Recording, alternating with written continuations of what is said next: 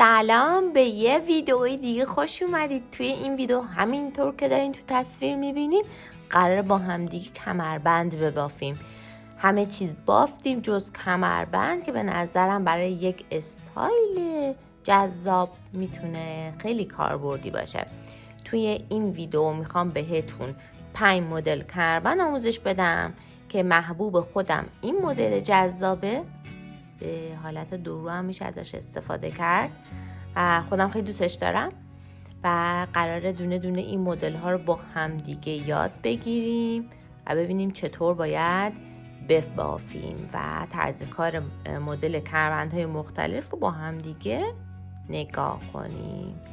خب حالا اگه هنوز کانال رو سابسکرایب نکردین خوشحال میشم این کار انجام بدید، زنگوله پیج رو هم روشن کنید تا ویدیوی بعدی که میاد اولین کسی باشین که با خبر میشه. خب اینم از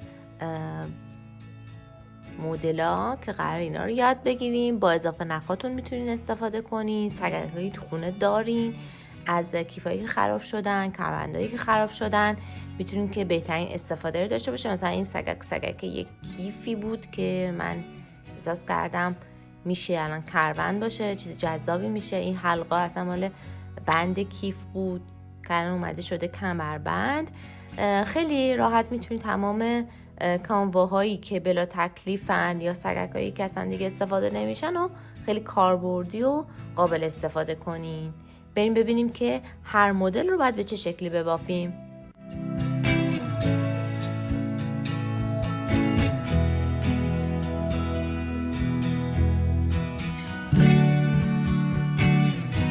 هدف اصلی من برای این آموزش این بود که از هر نخی که دارین بتونین استفاده کنین. یعنی از تمام نخهای باقی مونده بافتای دیگه‌تون بتونین به راحتی استفاده کنین دیگه براتون کاربردی بشه. به یه سری سگک نیاز دارین، سگک کمربند. حالا اگه نتونستین این مدل زبون دارش رو پیدا کنین میتونین حتی از 2 تا فلز حالا گرد یا به این شکل هم استفاده کنین. یه مدل کمربند میشه، یه بسته جذاب میشه. یا از سگکای که کمربندش رو دیگه استفاده نمیخوایم بکنین، یا قسمت سگکای بند کیف هم که دیگه کاربردی نیستش و دیگه خراب شدن و اینا، میتونین بخش یراقالاتش رو جدا کنین استفاده کنین. یا از حلقه های چوبی هم میتونین استفاده کنین. حالا اینو در نظر داشته باشین. قلاب هم که میخوایم انتخاب کنیم نیم شماره از قلاب همیشگی که واسه این نخا استفاده میکنین کوچیک‌تر بردارین. بافت میخوام منسجم باشه، یک دست باشه و دیگه خیلی شل و وارفته نباشه. خب رنگ مد نظرتون، سگ مد نظرتون رو انتخاب کنین. بریم برای بافت مدل ها که دوست دارم این ویدیو رو تا آخر ببینین و مدلی که از همه بیشتر پسندیدین و برای من تو کامنت ها بگین که کدوم شماره مدل بیشتر به دلتون نشسته. بریم برای مدل شماره 1.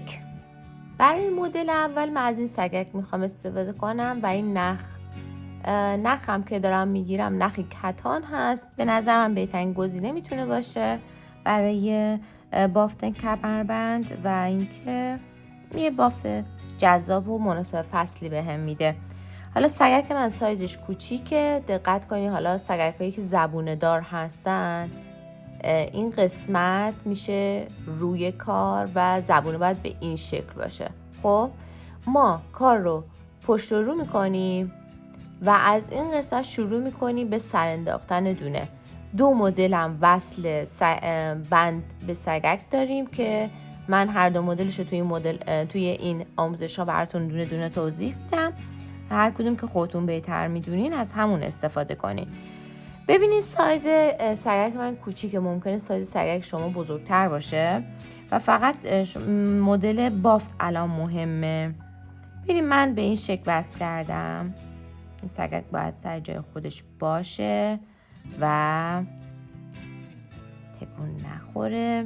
ببینید دونه اولو که میزنم یه حالت بستشه. خب الان این میشه تازه زنجیره اول. ببین چون یه گندمی تازه این بالا ایجاد میکنه میشه دونه اول. 1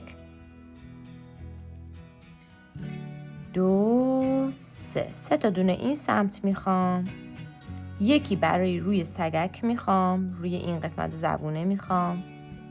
خب یکی اینجا و دیگه 3 تا هم این قسمت میخوام که قرینه باشه.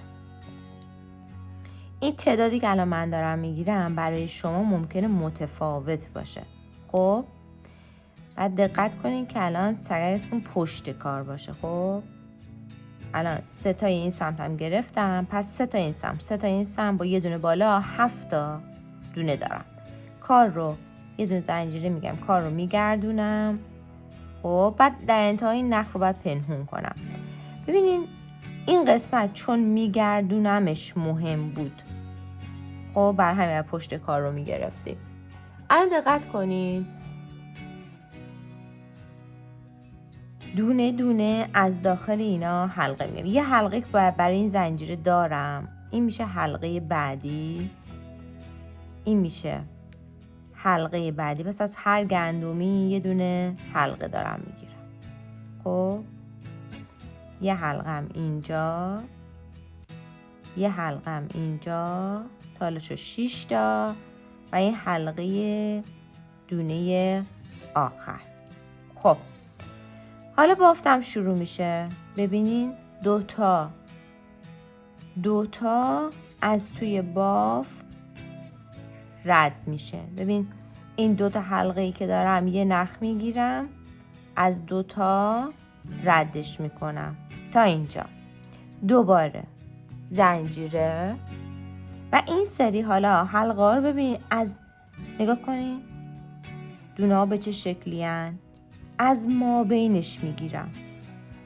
خب 1 دوباره 2 دوباره ما بین 3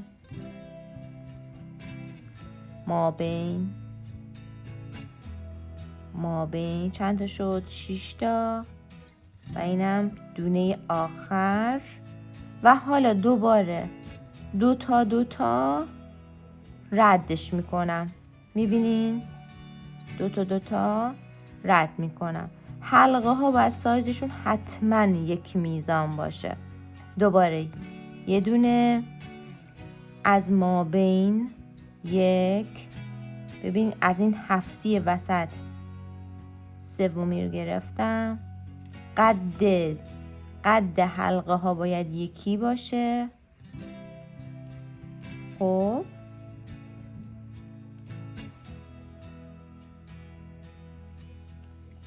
از ما بینشون باید گرفته بشه به این شکل.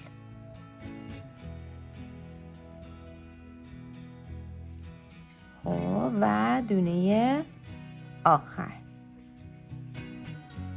خب 2 تا دوباره رد میکنم. ببینین این کار باعث میشه همچین بافتی دارین شما.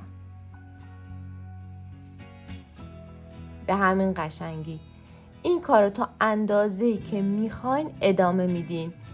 قد کارتون به اندازه دور کمر به علاوه 20-30 سانت بستگی داره چقدر میخواین قسمت اضافه بندتون چقدر باشه. اندازه دور کمر به علاوه 20 الی 30 سانت یه سایز نرمال بهتون میده. این بافت رو باید انقدر ادامه بدیم به این میزان بافت برسیم. خب این کمربند به اندازه مد نظرم بافتم و اینکه همطور که میبینیم رسیدیم به آخرش. این میشه پشت کار. حالا ممکنه سلیقتون باشه اصلا اینو به عنوان روی کار در نظر بگیرین و اینو به عنوان پشت، یا اینو میتونید به عنوان پشت کار روی کار در نظر بگیرین، اون قسمت هم به عنوان پشت کار. فقط یادتون باشه که قسمتی که میخوایم وصل کنین و از کدوم سم گرفته باشین. خب این از این و اینکه حالا شما همینجا وقتی دونه آخر رو زدین دیگه باید نخو بچینین. همینجا کارتون تموم میشه. اضافه نخ رو میچینیم و با سوزن اینو ما بین کار رد میکنیم و دیگه این کمربند آماده استفاده کردنه به همین سادگی. خب این از این. ببینین من از اینو لابلای این کار به این شکل ردش میکنم همونجور که میبینید. خب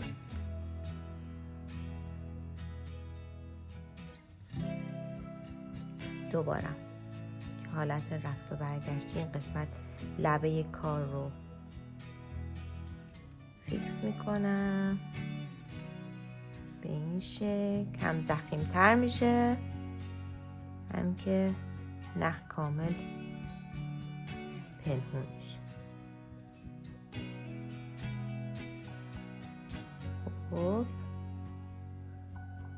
خب مدل دوم که انتخاب کردم ترکیب این سگک و این رنگ هستش. خب من این سگک رو به پشت نگه میدارم چون ببینین یه قابی داره. خب این قاب یعنی که قسمت بافت باید زیرش بیاد، این سگک باید روی بافت من باشه، پس من کار رو از پشت شروع میکنم به بافتن. خب سر نخ رو میگیرم و مثل قبل باید دونه سر بندازم. خب ببینین دونه رو من اولش رو از رو انجام میدم، بعد تمام بافتم میره از پشت کار. ببینین مثل همون میزه چون سایزش همونه. من مثل همون 3 تا دونه این سمت میگیرم. خب این که تازه قسمت قفل کاره، دونه به حساب نمیاد. 1 ببین نخ زیر کاره، من دارم شروع میکنم به بافتن. خب 2 و 3 رو همینجا میبافم. یه دونم زنجیره میگیرم. خب و 3 تا هم برای این سم. اینو این سم دارم. زبون باید الان وسط باشه. بعد از اینکه گندمی تک زده شد زبون باید وسط کار باشه. خب 1 2 و 3. خب حالا این حلقه این سم بافت رو از پشت میگیرم و به این شکل ادامه بافت رو باید ببافیم. خب مدلی که برای این تر انتخاب کردم 2 3 تا زنجیره برای شروع میگیرم و یه پشت قلاب و حالا شروع میکنم از طرحی که این وسط دارم. ببین نکن این دونه وسط شروع میکنم به بافت پای بلند. 1 از همین قسمتی که زبونه کاره. 2 ببینی الان دیگه نخ روی سگکه. 3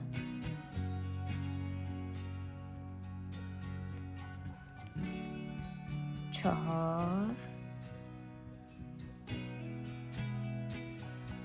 خب بر اساس سایز سگک من 5 تا براش ایدئال و خوبه.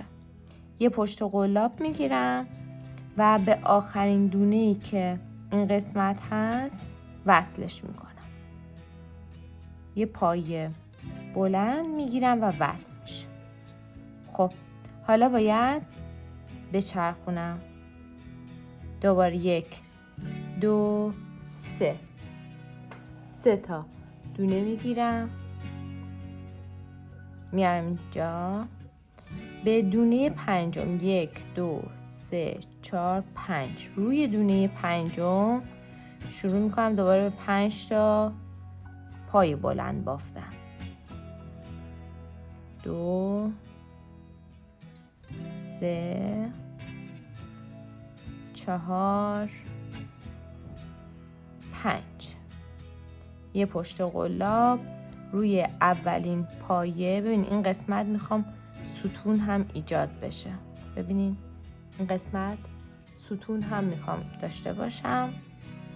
پس میام به قسمت اولش یک پایه بلند میبافم، میگردونم 3 تا زنجیره پشت قلاب روی پنجم. 1 2 3 4 5 روی پنجمی 5 تا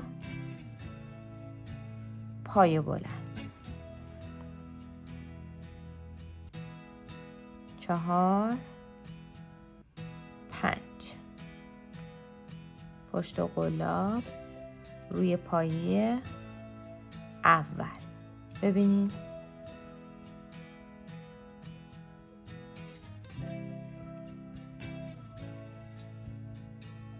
خب همین رو باید مثل مدل قبلی انقدر ادامه بدیم تا اندازه‌ای که میخوایم برسه. خب این مدل هم به اندازه‌ای که دلم میخواست ادامه دادم. میزانی که مد نظرتونه رو ببافین و به قدی که میخواین رسیدین دیگه باید حالا دور آخر رو ببافین. دور آخر رو من میام با پای کوتاه لبه کار روی ذره ضخیم‌تر میکنم. خب لبه کار رو پای کوتاه میبافم و چون میخوام کمربندم حالت ظرافت خودش رو حفظ کنه دیگه این پای کوتاه رو به قسمت‌های گوشه کار ادامه نمیدم. خب تا همینجا نگه میدارم و میچینم و قطع میکنم. تمام. الان باید اینو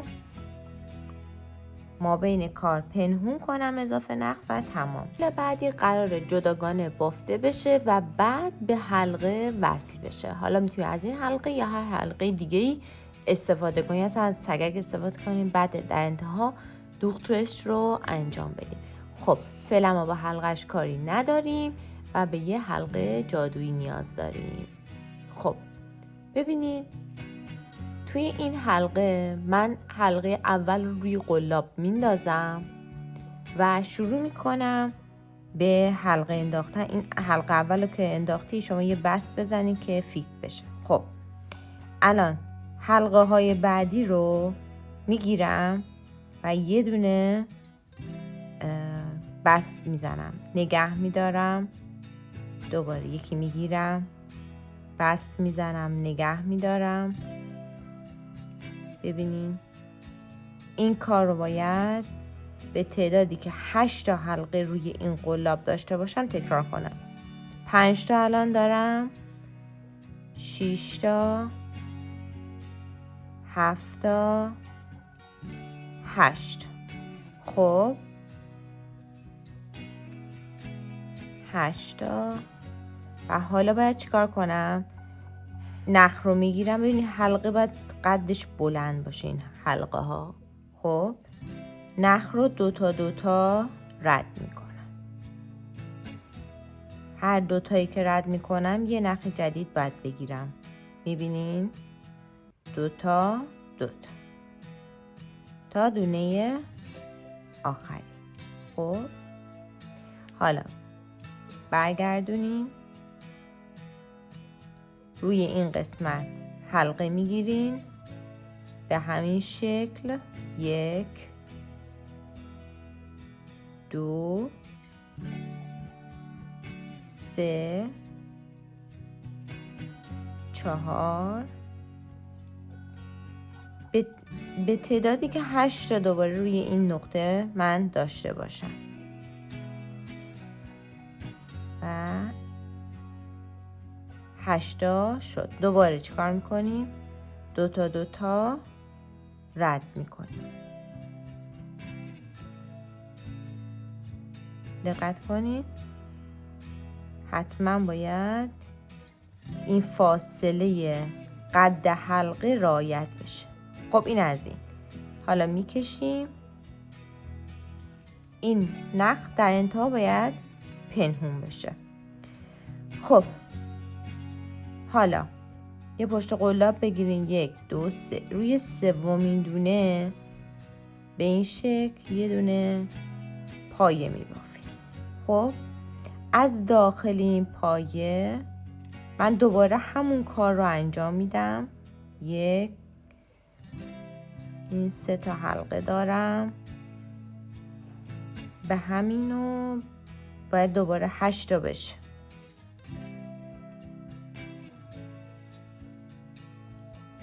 یک 2 3 4 5 6 7 و 8می بینش دوباره 2 تا 2 تا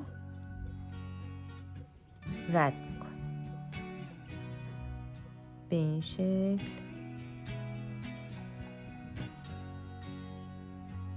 خب این از این دوباره برمیگردونیم، یه پشت قلاب میان 1 2 3 روی سومی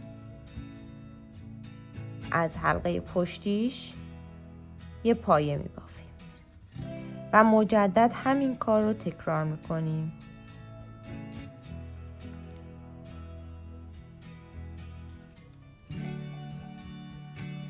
قد این باید میزان باشه، 5 تا 6 تا 7 تا 8 تا. خب باز هم 2 تا 2 تا رد میکنم.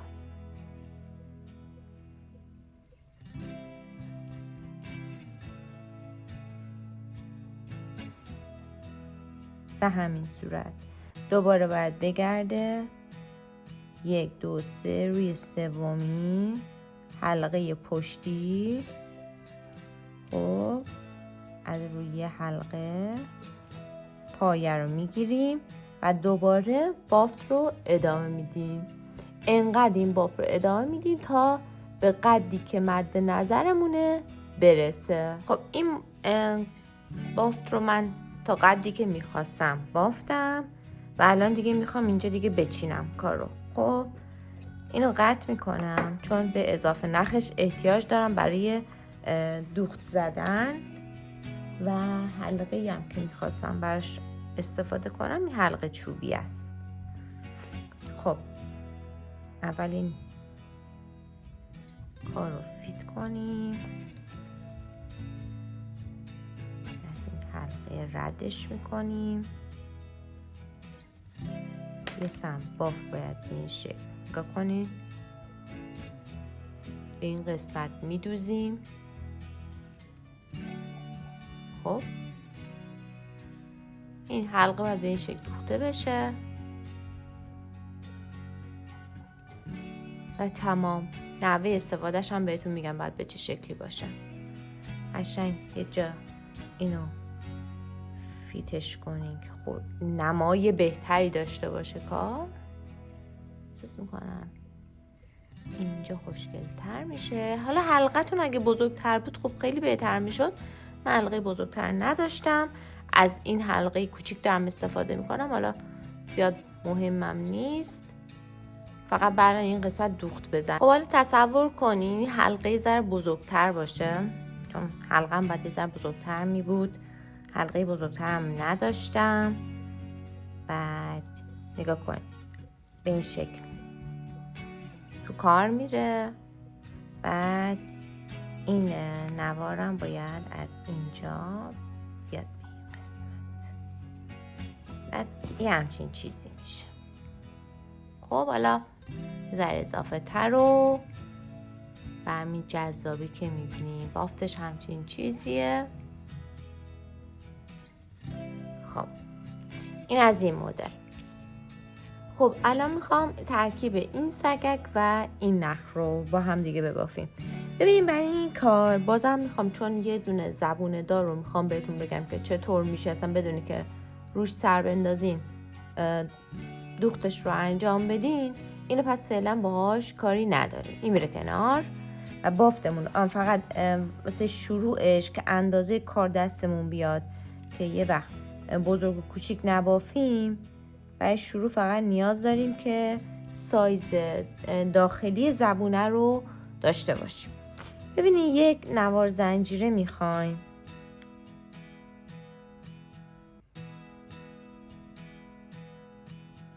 چهار، 5 فکر کنم 6 تا واسش کافیه. آره به نظرم 6 تا کافیه و این میتونه الان بره کنار. خب 6 تا دونه برداشتم، یه دونه اضافه میگیرم و از دونه ببینین نگاه کنین الان 6 تا واسه سایز اندازه اصلیش بود، یک اضافه تر که اصلا هیچی، 1 و 2 میره کنار. روی سومی من دونه میگیرم، نگه میدارم، بعدی رو هم دونه میگیرم، نگه میدارم، بعدی رو هم دونه میگیرم، نگه میدارم. همینطور تا دونه آخر رو باید روی قلاب نگه دارم. خب اولی رو مثل مدل اولی که بهتون گفتم میبافم. خب روی تک تک دونه ها رد میشه. یه همچین طرحی داریم. دوباره یه دونه میزنم و دونه های بعدی حالا باید چجوری باشه؟ ببینید از 2 تاش رد میشه. خب 1 از 2 تا، 2 از 2 تا، 3 و همینطور. خب رد میشه. چند تا دونه دارم؟ 6 تا رو دارم. دوباره 2 تا رد میکنم. تفاوتش رو دیدین چیه؟ دوباره یه زنجیره میگیرم، از 2 تا ببین از قصر قلاب دیدین؟ زنجیره اول رو گرفتم، از اینجا داره رد میشه. یکی گرفت، بعدی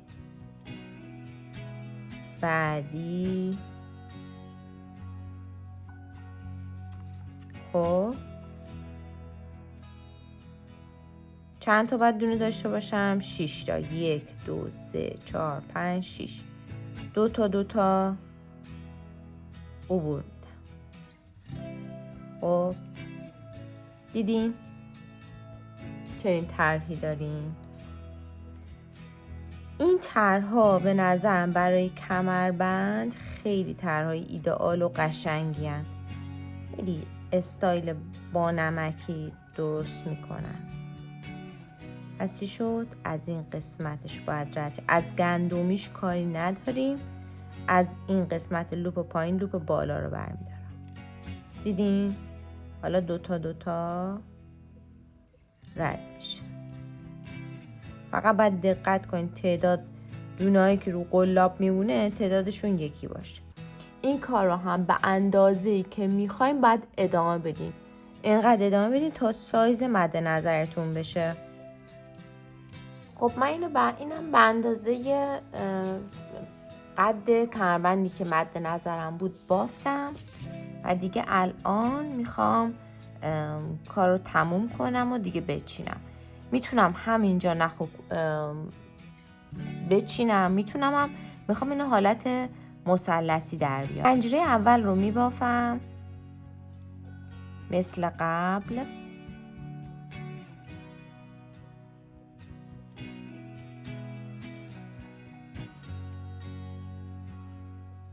خب 2 تا رد میکنم. زنجیره نمیزنم، از دومی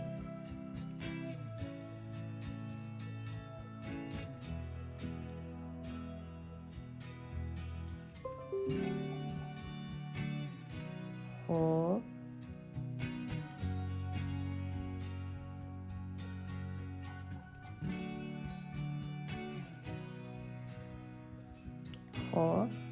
دوباره زنجیره نمیزنم، همطور که میبینین از بعدیش میگیرم.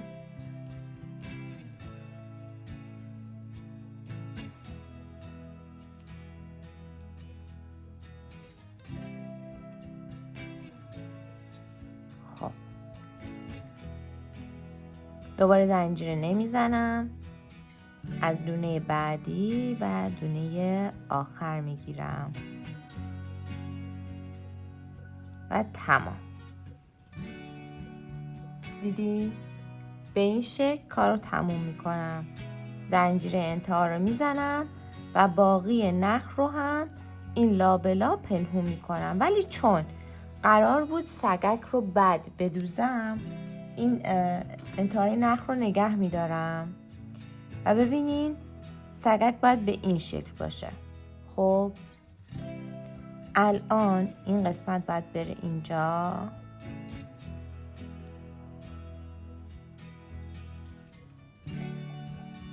سگک رو از اینجا زبونش رو باید بیارم بیرون. خب دوباره میره اینجا.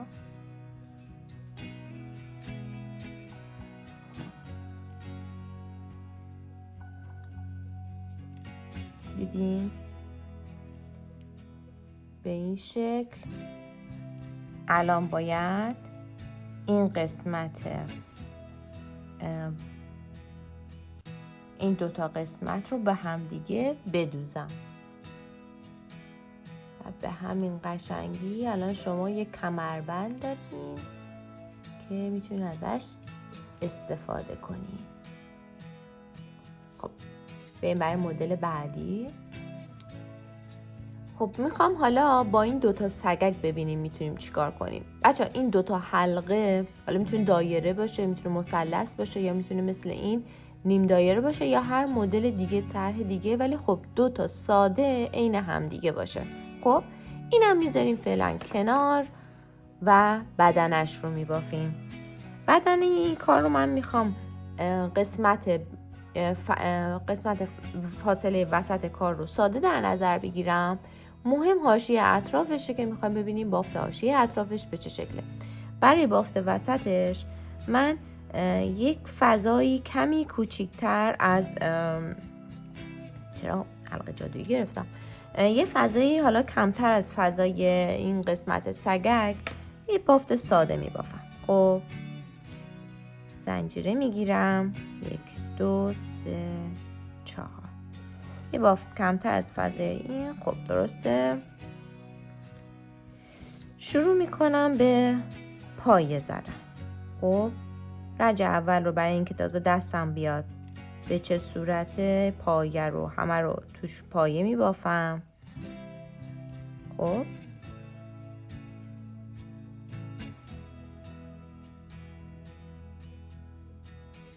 1 2 3 4، این پنجمی،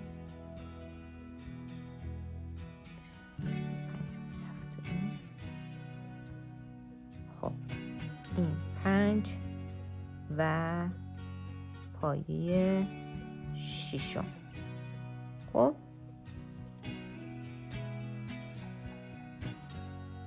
ببینید من میخوام برای این بافت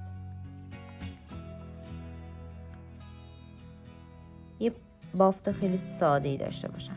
پس میام روی این قسمت نوار وسط همه رو پایه میبافم. خب چون من انتها این کادر دورش برام مهمه و قسمت اولی زیاد مهم نیست. 3 تا زنجیره میخواد شروع و روی تک تک این پایه ها، اولی که مال خودش میشه، از بعدی شروع میکنیم به پایه بافتن.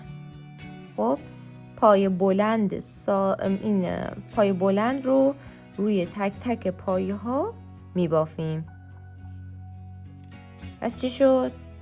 اصلا این قسمت الان مهم نیستش که مدل اون به چه شکله، همین رو فقط تا انتها ادامه میدیم. کادر دورش فقط مهمه برامون. اینو به قدری که میخوام میبافم و میریم برای دور کار. خب بچه من این بافت رو تا قدری که میخواستم بافتم و الان برای حاشیه کار میخوام بافت خرچنگی رو انجام بدم که دور تا دور کار بافت خرچنگی داشته باشه. ببینیم به چه شکلیه.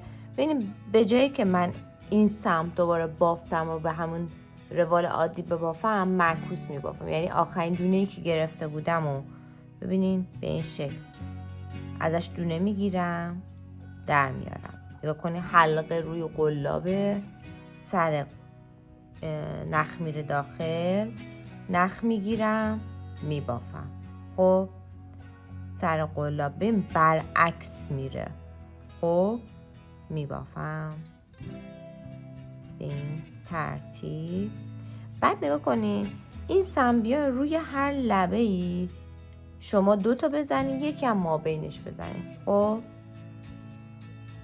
این گوشه کارم به این شکل.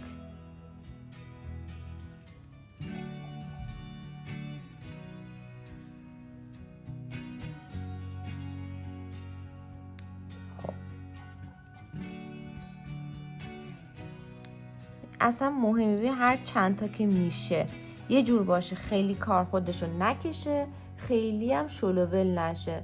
میخوام یه همچین چیزی در بیاد. دور تا دور نواری که بافتین رو باید به این شکل ببافین.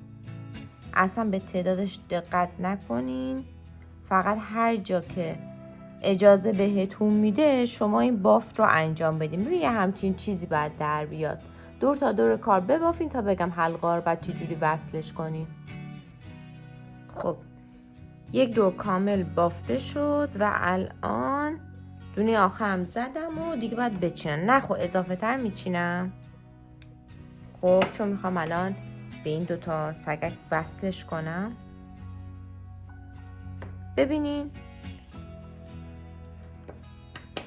این 2 تا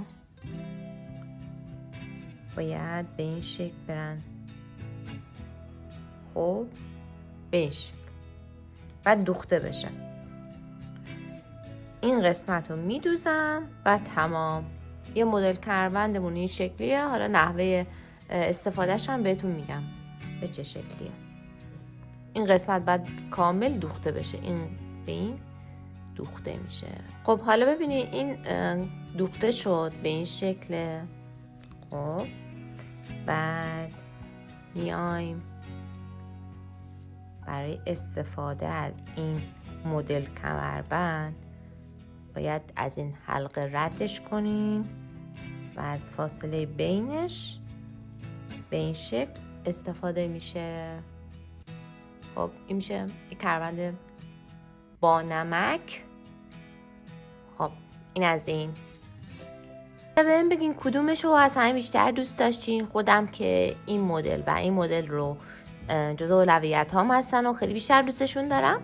حالا ببینم سلیقه شما چیه، تو کامنت ها حتما بهم بگین تا منم بخونم و بدونم.